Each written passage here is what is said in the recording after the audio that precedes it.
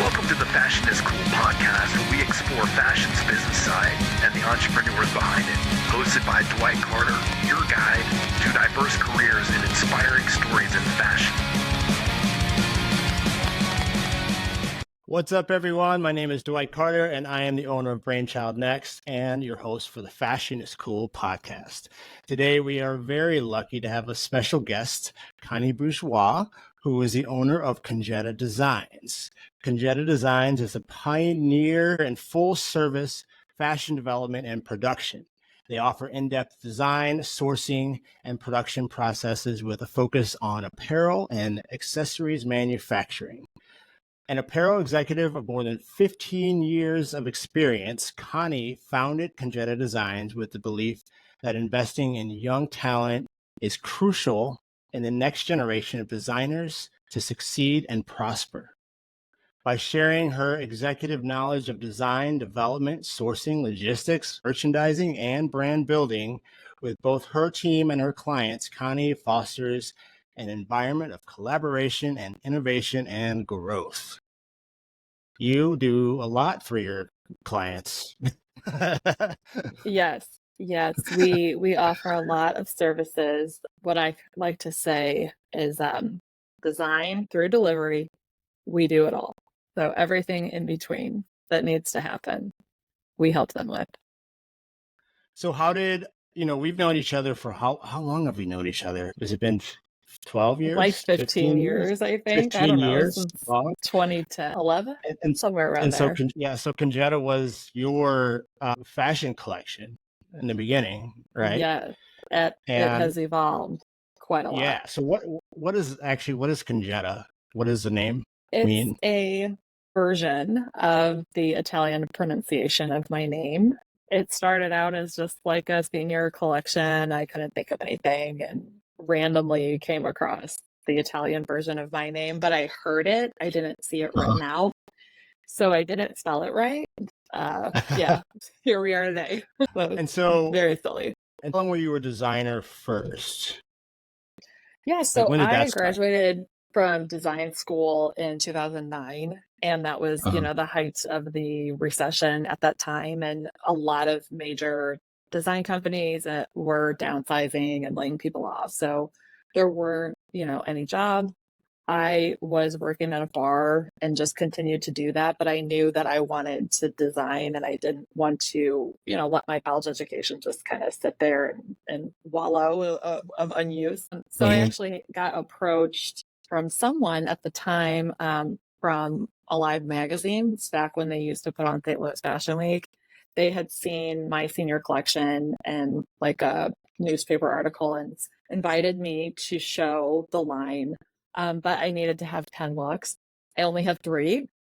So I said yes and made 7 more looks in a matter of weeks. It was really, really fast. So, I launched my brand just out of opportunity. Truth be told, I had no business launching a brand. I knew how to design and I knew how to make clothes, but I didn't know anything about how to get them manufactured, how to do costing, how to market, how to sell. And this was before Instagram existed. Digital marketing, online marketing wasn't really a thing. There was, kind of email marketing, but regular people didn't know how to do that. Right. So I kind of just tried and bootstrapped it. And I made a few sales, but ultimately I was in no position to really grow that business. So I did end up getting a job in the industry for a large company here in St. Louis. That was in 2011. And I went back to my original plan when I went into design school. I wanted to work for other companies upon graduation to get experience, like really, learn the ins and outs of the industry. And so I got back on that plan and I did that. I worked for various companies throughout different roles from design, marketing, graphic design, technical design, sourcing, even sales. So for the next 10 years, I did that for other people. And then in 2020, I took my first freelance client as Conjetta Designs, and then it grew from there. But I always kind of remembered back to my time when I first launched my brand, and I just didn't know anything. And so Yeah. those are the people that I like to help now. They don't know what Yeah. they don't know. They're great designers, they're creative, they know that they want to have a business, but there's just so much on the non-design stuff that they don't know. And so we're here to guide them and to kind of do those things for them so that they can focus on the creative part of their business, or getting funding, getting finances. That's like a whole full-time job in and of itself. Just launching your brand as figuring out funding and capital. So we try to take all the other stuff off their plate so that they can actually launch a profitable business that can flourish. And I feel that the schools are now starting to catch on to teaching more the business side of things. I hope More so, than being when, that I teach yeah, that at WashU now. yeah, more than when you went to school. I'm assuming. I Yeah, think there was a lot of yeah, just straight absolutely. the art of design, but not the business side of things that were taught. Precisely. And And I think so many designers have the entrepreneurial spirit, but not knowing how to run a business and not understanding the costing and the money and the supply chain and all the non-design stuff that has to happen for a business to flourish. It's really not taught as part of a design degree. At least, when I was in school, there was none of that. We took like one semester learning product development, which barely touched on all that needs to happen to actually make your design a commercial product. So right. I have been, working hard to change that, not just through my business, but also being involved in various organizations and through teaching at WashU. And I try to make it to other colleges that, if there's an event or I've been invited to critique students' work. And I really approach it from the commercial aspect, the profitability aspect, and thinking through the end customer. Without a customer for a design, it doesn't matter how beautiful, innovative, amazing, artistic it is. If there's no customer that's going to buy that, then it's just a piece of art. Right. It's going to sit in the designer's studio or closet or basement or, or wherever. Yeah. So Yeah, there's a lot of the generation that you're in that are trying to figure it out still. We do all these fashion shows and we put these collections out on these fashion shows, and then those collections and then sit. what? Exactly. Yeah. And that's Right. precisely what happened to me, because I just I didn't understand a marketing strategy, and I didn't have a budget for it, even if I had understood it. And I didn't know how to take inventory or what sort of inventory I should even start with, like projecting sales and thinking about cash flow. And, none of that was even like a thought in my head. So So I'm speaking of excited strategies, to dive into that with our clients. Go ahead, Dwight. good. Yeah. So speaking of strategies, what can you talk about how you help your clients with their business? I'm assuming everybody's different, but if you have any specific success story or example of how your company built on these strategies for your clients. Yeah. So the first thing really is just managing their expectations. When people approach design or, wanting to launch a product, because, our clients specifically, because they don't have the background and the knowledge and the experience, and it's why they come to us, there's a lot of expectations that I have to explore to see like what they think is possible, and then kind of sometimes bring them back down to earth, or just explain that, well, if you want your t-shirt to sell for $20 and you're only going to make 20, the math doesn't really work. So we have to think that through. And we also have to think about, why do you want your t-shirt to sell for $20? Who is the customer that you're going for? So we kind of start at the beginning. I like to dive really deep into their customer. And sometimes they don't really have that figured out, or they think it's for everyone. Well, you need to narrow that down, because if something's for everyone, it ends up being for no one. So you really need to think about who is your customer? What are they like? What kind of job do they have? What's their income? How do they spend their free time? Where do they live? Do they live in a metropolitan area? Are they actually more of a, country type of person? Do they travel? Where would they wear this design that you have envisioned? What's an appropriate place for them to wear it? Do they actually spend time at that type of event or at that place? And then also they have to think about, how will this customer find this product? Where will they see it? Is it online? Okay, well then how are you going to show up during their online experience? You have to kind of really dig deep into how all of these things are interconnected, and they really need to be well thought out and planned out if you want to be successful and if you want to actually sell your products and make them profitable. But yeah, starting out is just kind of exploring at the ground level of, what is their brand? What is their brand identity? And how does it relate to the customer that they want to ultimately sell their product to? And then we kind of go further into, okay, based on your customer's income and what they spend on clothing, this is a potential price point they would be comfortable with. And then we back that up even further and say, okay, so that $20 t-shirt, your customer actually would spend $75 on a t-shirt. They're into streetwear, they're into unique, art and textures on t-shirts. So they're actually willing to spend more than what you think. So once we establish that, then we can start saying, okay, to hit a $75 price point, now we have to look at your markup. And then we have to decide how much profit you need to make to run your business. So there's so many things that go beyond just the design, and it's all related into the actual organization of their company and the strategies that will drive sales.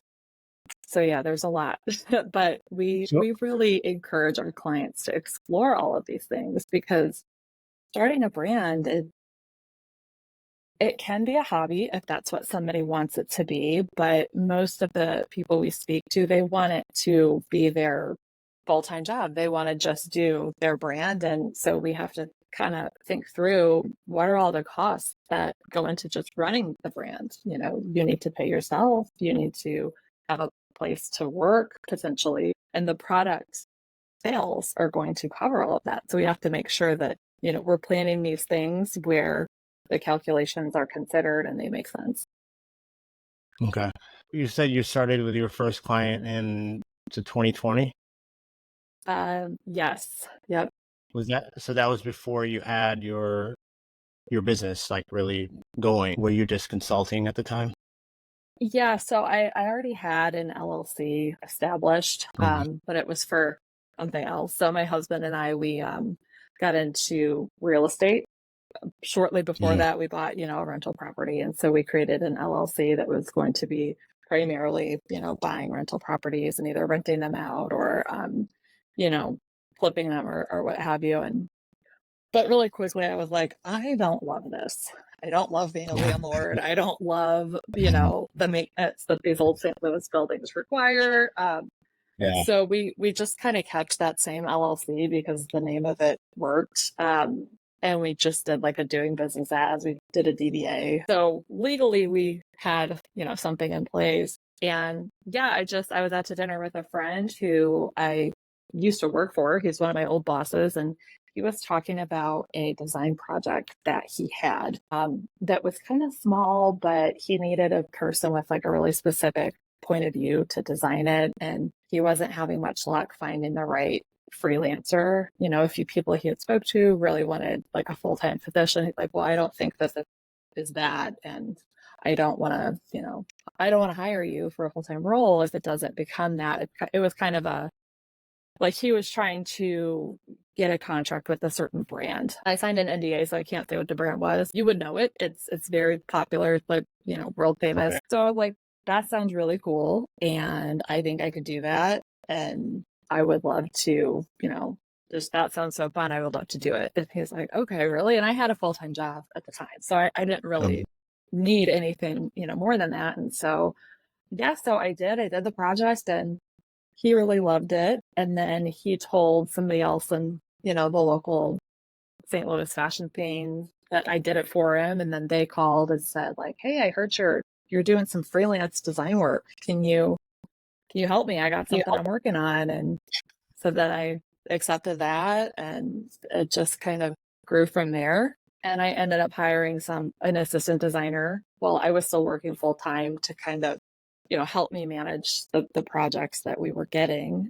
And so it started out as just like freelance, like design for existing businesses. But my passion really lies with the entrepreneur and like the person that wants to launch a brand but doesn't have all the knowledge, because I was that person. So we kind of shifted, and we still do, design projects for existing brands. But the full kind of development package is our primary service. So we started talking about branding first, like finding out who your customer is and, your demographics, basically. So after you figure out what your brand is or what your customer base is going to be, what happens next in the process? So if the client I'm working with hasn't already, I encourage them to do some competitive shopping and looking at, what brands do they see themselves either sitting with in the store, or what brands are inspirational to them, and kind of really diving into what about their product do you love?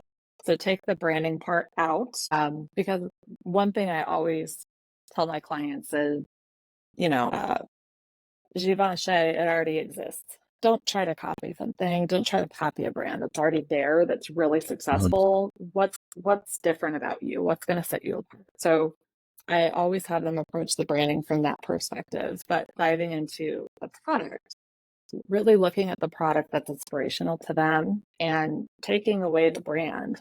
What about it do you love? What about it would resonate with your customer?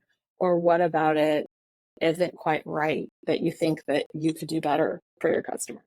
So developing your unique selling point, the thing that sets you apart from the competitors, is what I challenge them to identify after they identify their target demographic. Do you help them identify if they don't know? I can usually help like spur the conversation.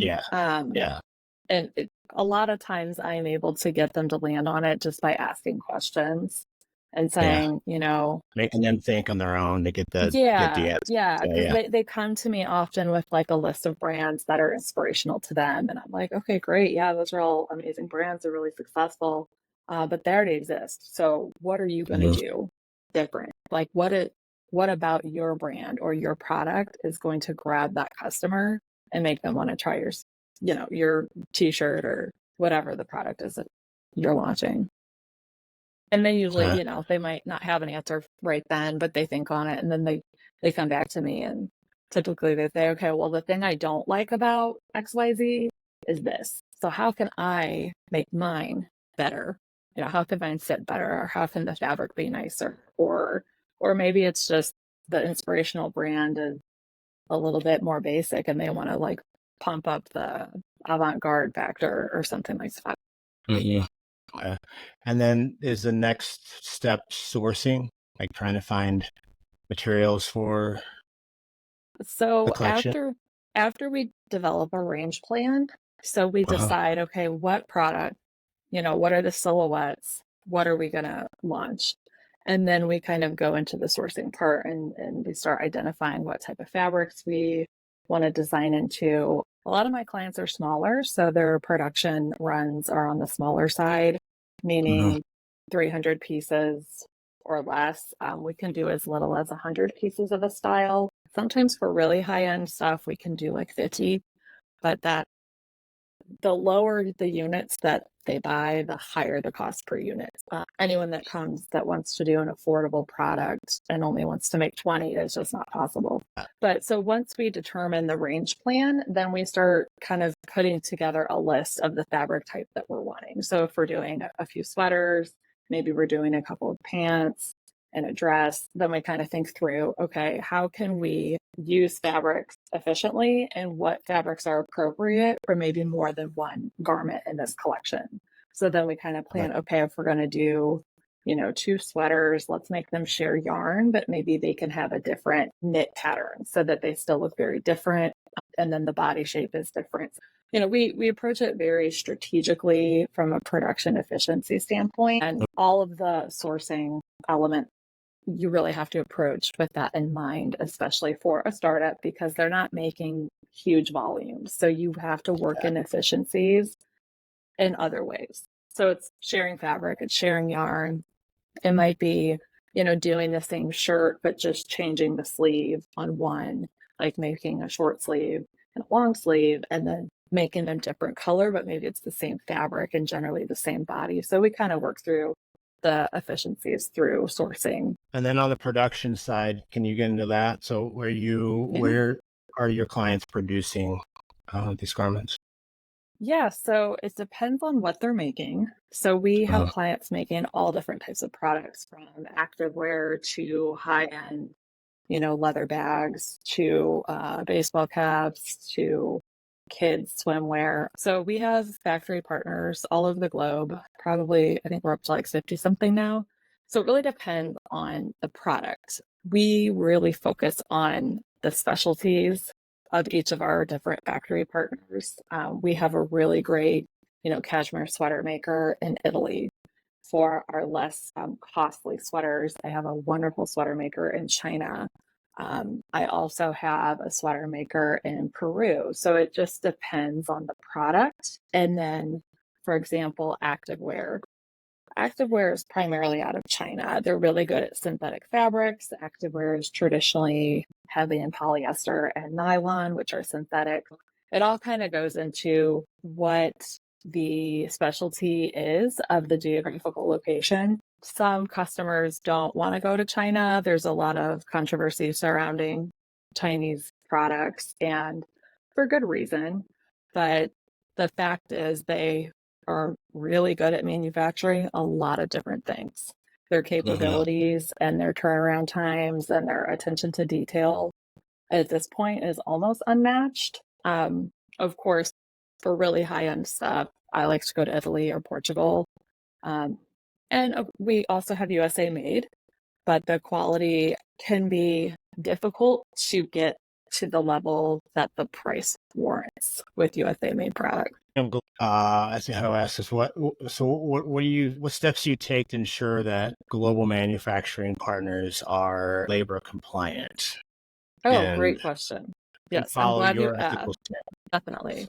So a couple different ways we do that. Many I have actually visited in person, not all of them, but many that I have. There's always an extra layer of trust when you can go and see with your own eyes the working conditions. Yeah. But I also require all of our factory partners to be accredited and certified with a third-party labor and ethics global standard company. So if they do not have an up-to-date certificate, I won't work with them. It's the first thing I ask for when I am introduced to a potential new supplier is, what certifications do you hold? And I need to see them, because sometimes they might have a certification, but they scored a D, and it's like you have to kind of know what you're looking at.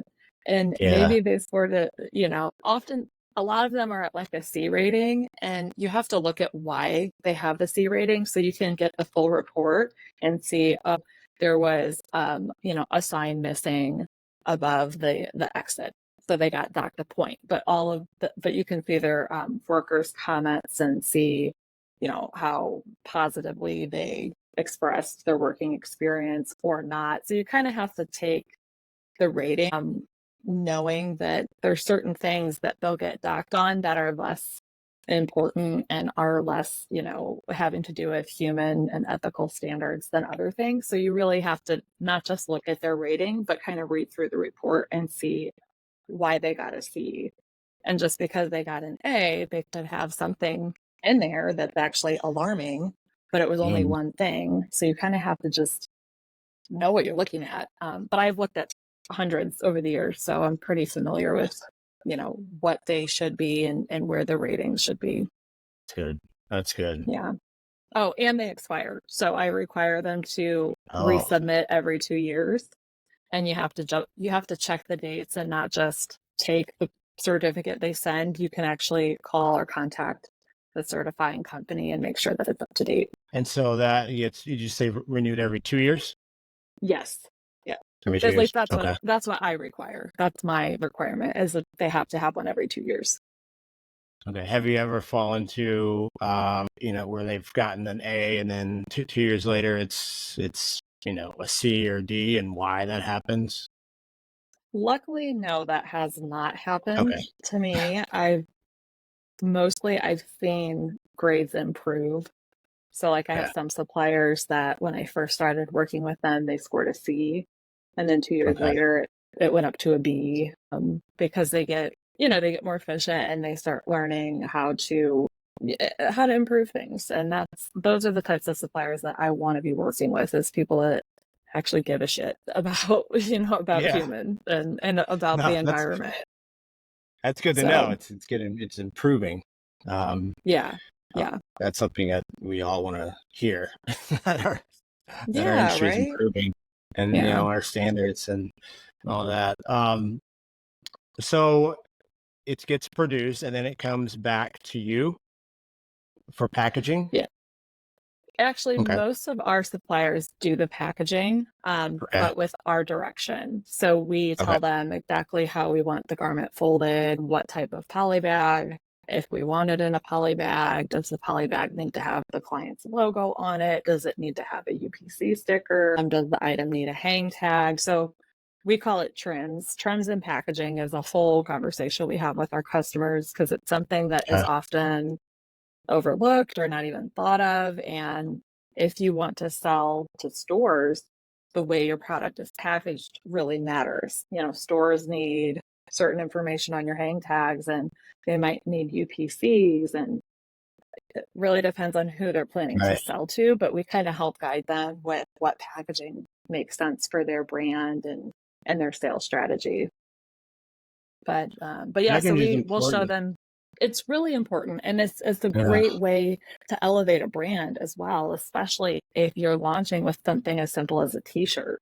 Having a really nice inside label and like a hang tag that's like, heavy and like good quality with like a cool texture. That's all things that can elevate your product and just increase your perceived value. So I'm wearing a Stuart Trevor t-shirt. He Nice. was in Gent in February, and he has a cool tag where he actually signs every single tag. Wow, that's awesome. So then Like, he he is makes it definitely doing authentic. small batch, because there's no Yeah. way Oh you could do yeah. Oh that if you're yeah. Oh selling yeah. There's no thousands way of you can do units. it. Yeah, that's Yeah. fantastic. I love that. So every item that he, he has a sustainable brand. He's Mhm. he takes vintage clothing and cuts it up and changes it into whatever he wants, and then he has t-shirts, and so yeah, everything is very small batched. But yeah, he that's his thing, is that he signs every label, hand signs everything, I so it's love pretty cool. that. And that's Yeah. such a great example of a small detail that really can add value to the end customer and their experience of getting to know your brand and product. And, it's all about the small details and making sure that those are intentional and well thought out. Are there any examples you can share on packaging that were really successful? Yeah, so we created this like logo label for a client, and it turned out really, really nice. And we did this contrast color stitch down that was their brand color. And it was just a great way to add like an understated but still on brand piece of branding that can go on all of their products to create this cohesive, recognizable, icon that as a new Mhm. brand, nobody knows your logo. The more that you use it intentionally, because I'm not a big like slap your logo on everything. I think that's Right. actually a mistake for a lot of new brands, because nobody knows who you are. That logo doesn't mean anything to them yet. But if they Yeah. love the garment and you put the logo on there intentionally, then they will want to know more about it. So they might look you up. And then when they see other garments of yours with that same logo in the same place with the same color or whatever, it can definitely just create the brand recognition that that you want to build over time. Cool. So do you get involved in the next steps after everything's packaged and ready to go, to whether it's going online or going into stores? Are you involved in the marketing side of things, or placing brands in for retail? Really good question. It's not part of our official services, but I always guide my clients and kind of we explore what some of those strategies might look like. And I usually hook them up. I have a couple of like partner, like so companies that are completely separate from mine, but they're kind of like vetted service providers. So I will typically connect them with the expert. We try to limit our scope from design through delivery just so that we can be really good at that.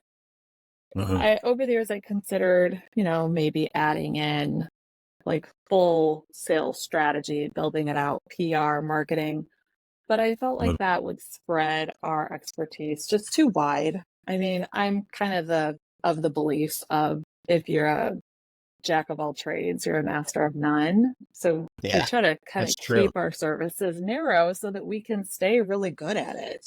But even when I say narrow, we're still doing a ton. And with the expertise that I have, and I have experience like pitching at major retailers. I have experience like sending product out to influencers and PR and celebrity. I kind of give all of that like guidance, and typically we have like once a month consultation calls so that me and my client can kind of just discuss their business on like a higher level rather than like, oh, the sample's coming in on this date, or do you like this shade of red? It's more like, okay, what are your kind of sales goals for 2025? Like, let's start talking about that. Let's make sure that we're approaching the product in a way that aligns with your long-term business goals. So we talk very broadly, and I usually try to direct them to other experts that are truly like that's all they do is either PR or, go-to-market strategy or, wholesale. But there are some things that we can offer, like the logistics part. We have a third-party logistics partner that we can take their products and land it in our warehouse and actually ship it out to their clients. So that's more on like true logistics side, but as far as selling, I give guidance and I can give connections, but I would not say that that's part of our package. They have best experts. Yeah, I mean, you have a lot to do, so Exactly. you can't do it all. Right. It's right. You're doing the bulk of the work, helping them. Can you talk about your in-house brands? Yeah, definitely. So we have two officially, and we have kind of a third unofficial brand, I guess you could say. I'll explain that in a minute. But so my husband is my business partner, and he is Jamaican, and so we really wanted to just kind of have fun and explore like how his culture and his perspective as a West Indian would manifest into a fashion brand. So we created Galbashi, which is a Jamaican phrase, gal meaning woman, bashi meaning, fun, beautiful, sexy, confident. And it started out as primarily a women's brand, but we ended up adding a couple of men's items that are actually sold out. But kind of infuses some of the West Indian like confidence, swagger, and just, of course, tropical influence and color. And it's just our fun kind of passion project. But we sell that at mostly wholesale, and we sell it online on our website. But the primary focus is wholesale. So we sell to other retailers. Some you've probably heard of. Whole Foods actually picked up our line a couple years ago. Peace. And then we're in quite a few subscription boxes and like online marketplaces as well. And then various like boutiques around St. Louis and a couple others around just the whole country, really. So that's one brand. The other brand is still pretty new. I've only released, I think, 2 styles. So the other brand is also a women's wear brand, and that one is called Elaine Lewis. Completely different persona. She's more of like your buttoned up professional woman, leans more into like neutral colors, classic silhouettes with really elevated fabrications and fit. So I like to say it's like luxurious closet staples that you'll keep for years. So we also like to incorporate sustainability into both of those brands. But this one I'll speak on specifically. We developed a yarn made from recycled fibers mixed with a touch of cashmere and a bit of nylon. So we spent a lot of time creating this yarn blend because it needed Oh, to wow. solve a lot of problems. I'm super You picky developed it? about. We did, yeah. So we worked Oh, with wow. our That's great. yarn supplier to get like the perfect blend of sustainability, easy care, but with the softness of cashmere. And then we added the nylon for the smoothness. Cashmere can sometimes pill and like shed, and so we added a bit of nylon fiber to kind of smooth Mhm. it. And it's been one of our top selling products. It's a sweater. It's just like a ribbed, kind of like high neck cap sleeve women's sweater. We offered it in 4 colors, and it's been just like a consistent seller for us. So we're looking to expand using that same yarn into a couple of new silhouettes for either this fall or next fall. Yeah. So then I Wow. did say there's a third brand. Yeah. So we recently released sort of quietly a line of blanks. So they're sustainable. They're all 100% organic cotton. It's just 3 silhouettes: the t-shirt, a hoodie, and a full zip hood. So Yeah. those are available for mostly existing brands that buy blanks from, say, like Alpha Bro or SNS or something like that. But this is more of a local option, and they're sustainable. So it has that kind of just better kind of for the environment, really high quality. They're super soft, and they have a little bit of a modern fit. It's a kind of a looser fit, like kind of leaning into the streetwear. Uh-huh. And the cool thing about them is that we can dye them like any color. So, people aren't Oh, limited to the stock colors available. And it goes up to 3X. So we do have extended piping on that. So we have the ability to decorate. So if, somebody wanted us to do direct to film, like a design, we can do screen print, embroidery through some of our local partners, but they can also just buy them blank and, design them, decorate them. So we work with like screen print shop, existing like graphic tee brands, things like that. so you can do the direct to consumer We process? can. We Yeah. can. It's Uh, just kind of like we don't have really the sales channel set up for that so much. yeah. We have like a few like of our own designs going on our website, but primarily if you are either a t-shirt brand or you want to release 12 to 24 pieces of a hoodie or a t-shirt, we can dye it whatever color you want. We can arrange to have it printed, decorated, or you can take them blank and do that yourself if you already have the connection. Yeah, I thought about doing that because I don't have the time to store and ship and do all that stuff. It seems like a lot. Yeah. It's a big Yeah. process to handle. Well, You'd I have to could have a help lot of you, Dwight, time. because we also have our 3PL. So you just tell me what designs you want, how many, All right. and where to send them. We can help you with that. That's perfect. Yeah. Yeah. Yes, yeah. The main reason that I, created this podcast was to talk about the different avenues that students can go into the fashion industry. It's owning a retail store and being a Yep. designer, which Yep. is pretty much what everyone thinks fashion is, and that's it. Mhm. So can you give any advice to you're a teacher at WashU, you know that students don't like to stay here, but Yeah. you can run a fashion business from anywhere, even from St. Louis. hmm What are not necessarily what you do for designers, but as a business owner, what advice do hmm you have for someone that wants to get into your line of work? I would say, my biggest advice for anybody that wants to be in the fashion industry is to really explore and research all the different types of jobs that there are. Just like you said, most people think, you know, store owner or designer, but there's so much more than that. I mean, if you like math, you could go into, buying or even just there's so many data positions, like people who look at sales numbers. And, if you're a math geek, you're going to love that because you can make projections and, build out visual dashboards of what you think is going to happen based on the numbers that you've been given from the last 3 years. There's also so much science in the fashion industry, from chemistry to biology, like kind of dialing it back to the raw material level, like cotton plant, for example. There's so much science and research that's going into cotton to make it more environmentally friendly, to make the strains hardier, more resistant to bugs, drought. So if you are into fashion and you also love science, that's something you could look into. Or even a chemist that works with different chemicals for dyeing. We work with a dye house out in California where we store our blanks, and I'm just always so fascinated at the different, types of combinations and recipes for certain colors, and also taking into consideration what's being dyed and what is the fiber makeup. Different dye recipes have to be used. So there's, chemistry involved.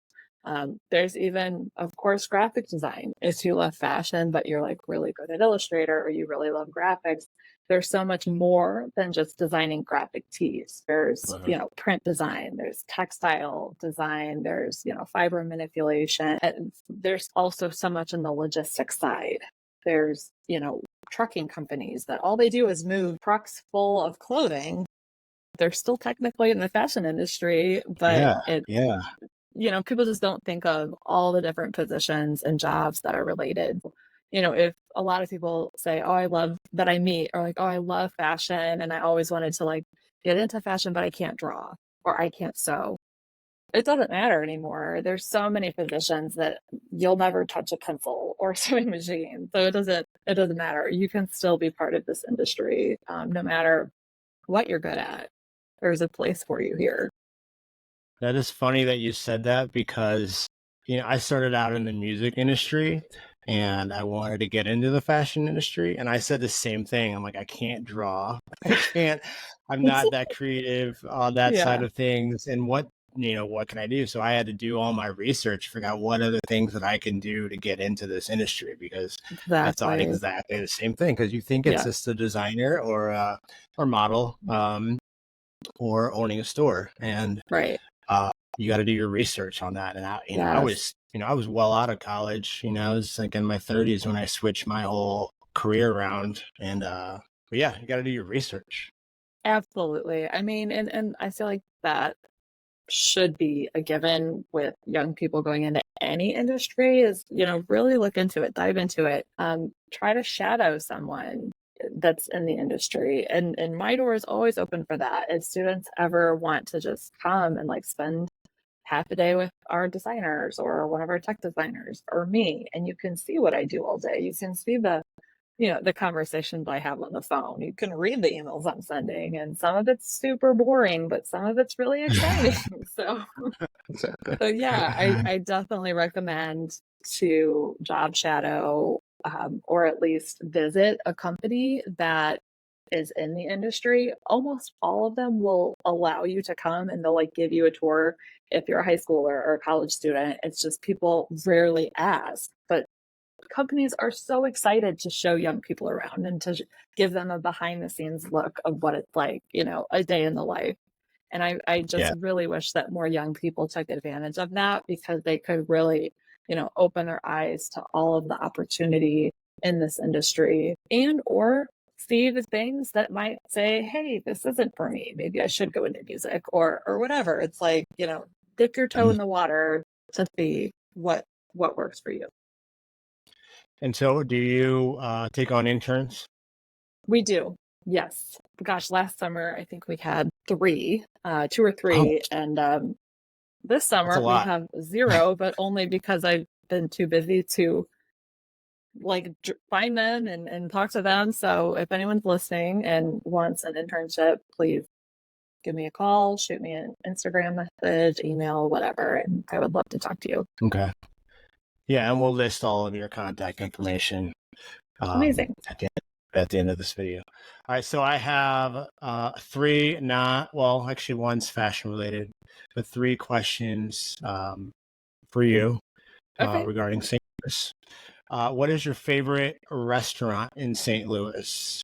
Ooh, that's a great question. We have a lot of really good restaurants. Name Can't your really. top. Name your Okay. top three. All Not right. three. Well, first caveat, I don't usually do favorites because I have different favorites in different categories for different moods or whatever. But okay, so lately I've been really into the Cinia.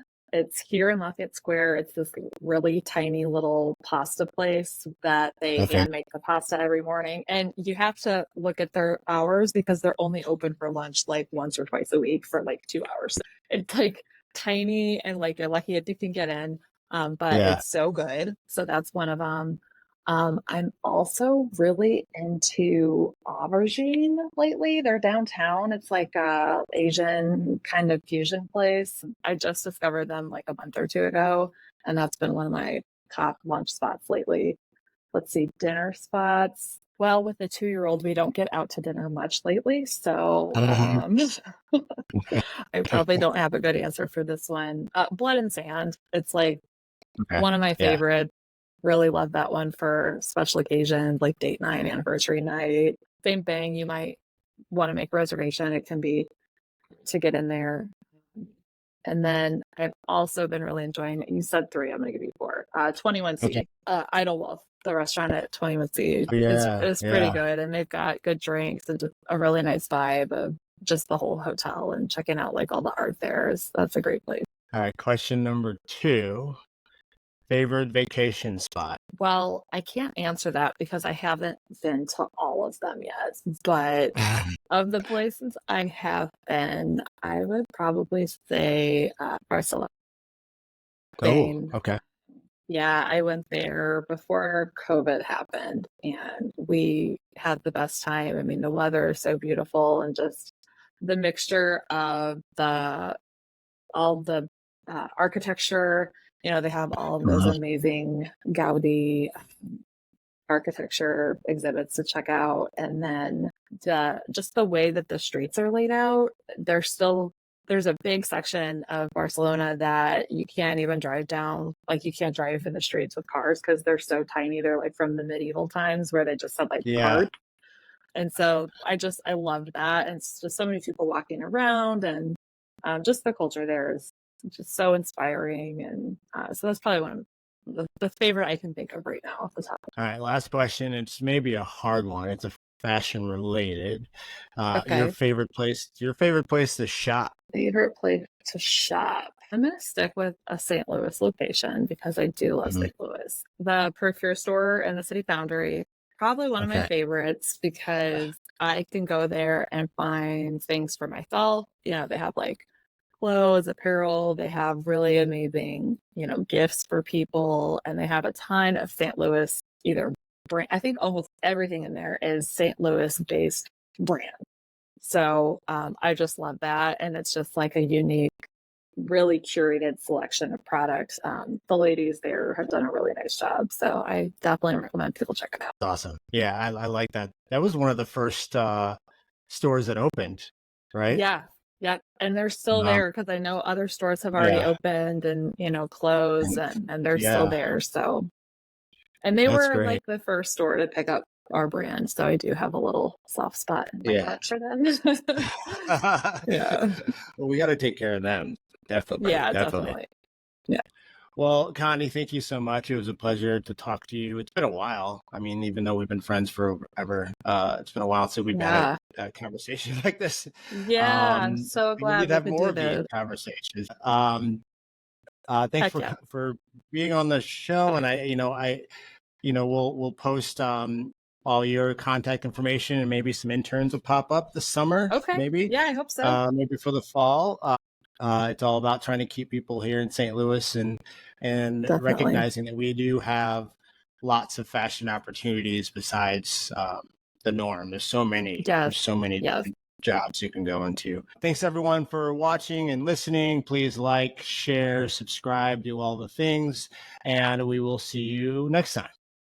All right. Thanks, Dwight. Bye.